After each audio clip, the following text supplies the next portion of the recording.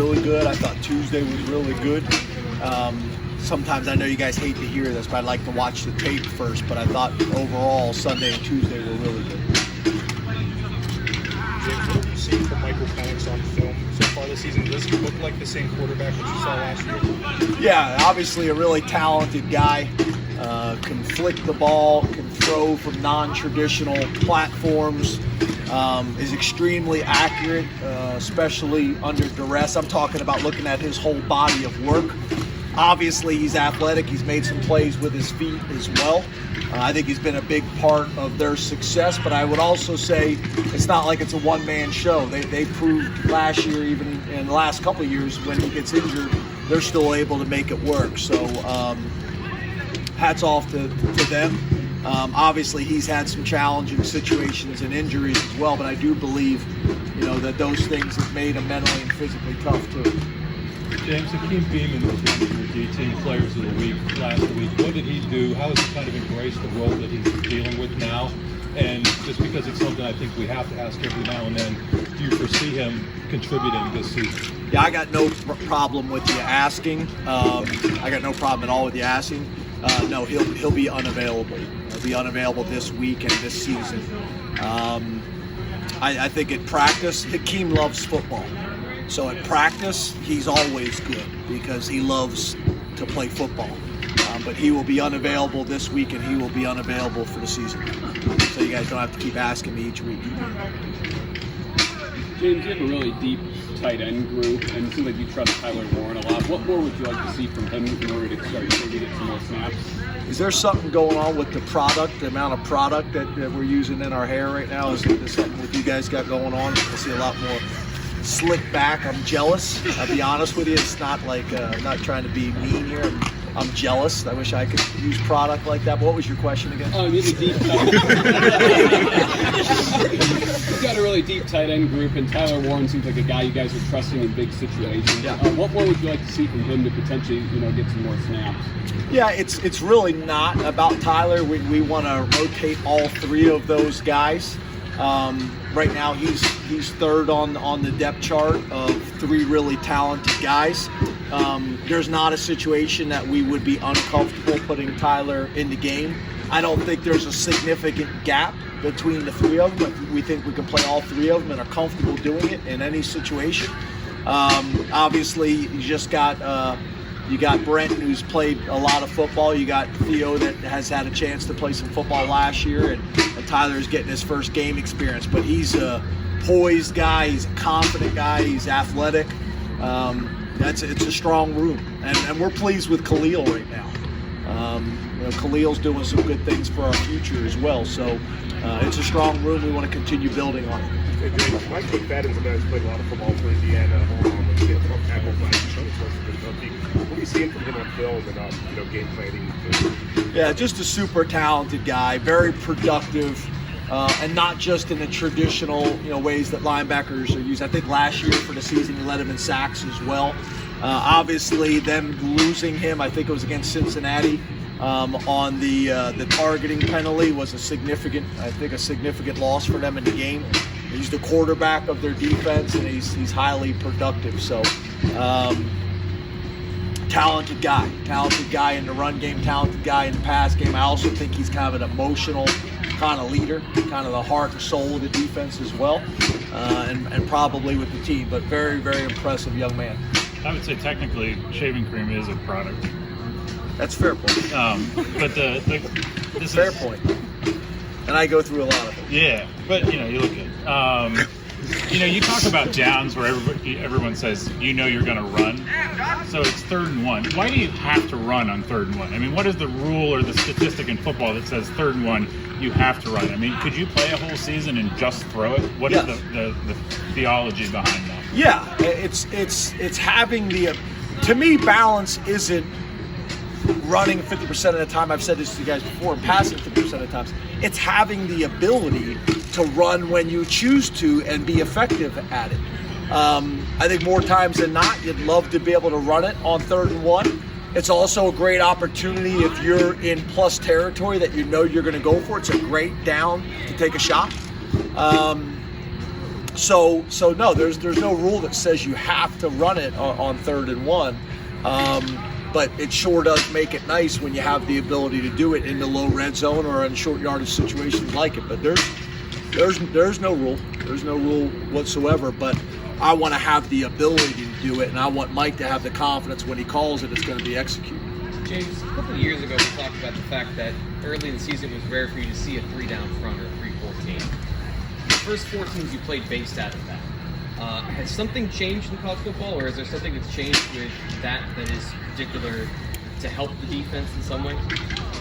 No, I think it really just depends on what defensive family you come from and what you believe in. It used to be something that was not very common.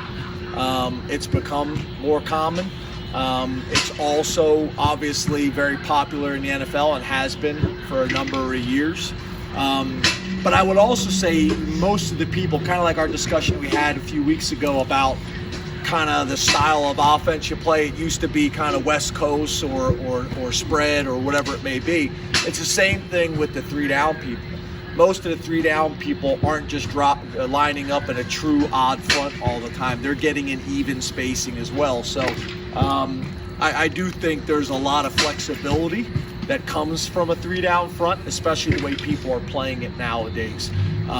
It can be difficult because it makes it very easy to bring 5, but it also can be very easy for them to get in a situation, drop 8, and have guys dropping that are used to playing the ball in space, compared to doing it from a 4-down front. So there's a lot of value in it. There really is. It's something that we always have to work on because just like I talk about our defense getting traditional old school pro style offensive looks, we got to make sure with a 4-down defense that we get enough odd work too.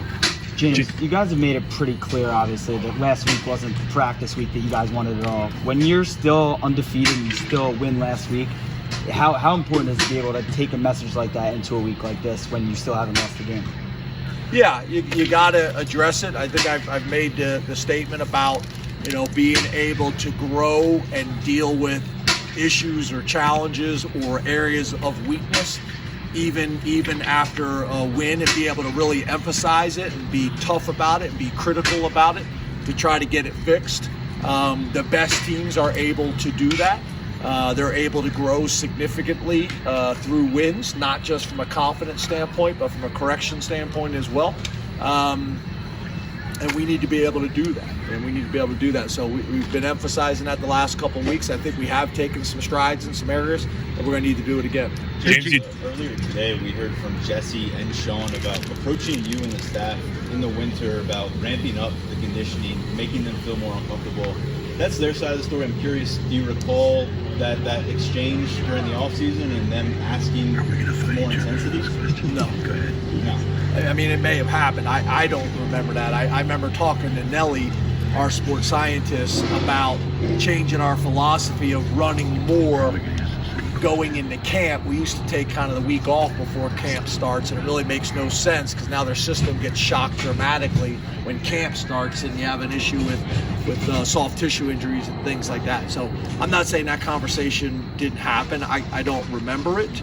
I remember me and Nelly having a bunch of discussions with Deej about the model and what we needed to do to be best prepared for the season. Things that we look at every off season about tweaking. There's things that I met with Ben, Ben about who handles all of our scripts, about some things in camp that I wanted to change about our bonus week structure before the Wisconsin game. We started with a bonus Wednesday, and I really wanted to start with a bonus Tuesday because Tuesdays are more normal downs. Wednesdays is third down and red zone, so it doesn't make sense to start your bonus week on a Wednesday, more of a Tuesday model. So just little things like that. We're always looking back and saying, hey, this is an area, that looking back at kind of an after action, review, like the military does, kind of through every stage, and make sure you're in a good spot and you're growing and making the subtle adjustments that need to be made. James, you talked a little bit on Saturday about using the short passing game as an extension of the running game when teams are stacking the box against you. What are some of the keys to doing that well, and do you feel like you guys have done that well so far this year? Yeah, actually, I said that after the game, and somebody said, "Well, you didn't throw the receiver screens very much," and I actually think we did. I went back and watched tape again. I thought we threw it well, especially early on. But it's about obviously high completion percentage. We've done this all the way back, to my time at Vanderbilt when we first got here. You got to complete it, and you should complete 100% of those. And then it allows you to be physical on the perimeter. Especially, with some of the things that we're doing formationally, you got a tight end block in a corner. Sometimes a tremendous opportunity to be physical out there. Typically you're going to be, on a 2 on 1.5 or 3 on 2.5. And when I say that, a guy that's kind of split the box in the apex. But hopefully, even if you get, more of a 2 on 2 look, that you can be so physical with the 1, whoever the guy who's the most dangerous to the play, and then hopefully athletically you have the ability to make the other guy miss. So that's a huge extension of the run of the game, but you got to be able to complete it, and you got to be able to get 4 to 5 yards, and every once in a while it turns into an explosive play. James, offensive line-wise, I know I'm asking you another offensive line question, but how important is it just for these guys to get acclimated to a new running scheme? I know with Coach Yiss, it's a totally different running scheme than the one that you all ran last year, but how long do you feel like it takes them to acclimate to that throughout the season? Yeah, I don't know if I would describe it as totally different. We probably were a little bit more of the 12 personnel, inside zone, cram zone, however you want to describe it, duo. But we're still kind of doing those. Maybe a little less 12 personnel, a little bit more spread. But yeah, I don't really see that as being the issue. I think we have to be a little bit more physical. I think we got to play with a little bit more of an edge. I think we got to play to the echo of the whistle. I think we got to make sure that our pad level and our hat placement is correct. And I mean that about our tight ends as well. And I also think our running backs. There's going to be some times where it's not a clean hole. And you got to be able to lower your shoulder and run somebody over and get a dirty 4 yards. And I think the more body blows that you throw like that through a game, the explosive plays will come. But we got to be willing to stick our foot in the ground and get downhill as a runner and run people over. And we got to be able to be physical and finish blocks and make sure that we're doing a great job with our double teams. I think what Wisconsin did early on, where they were running the linebackers so aggressively through, that obviously it's difficult to stay on the double teams long because they're coming down so fast. So there's a fine line in that, and I think obviously that has a kind of a hangover effect, But we want to do a great job with the down linemen, stay on the double teams as long as we possibly can, but not in a situation where we're going to allow free runners. Thank you, Coach. Thanks, guys. Thank you. Thank you, James.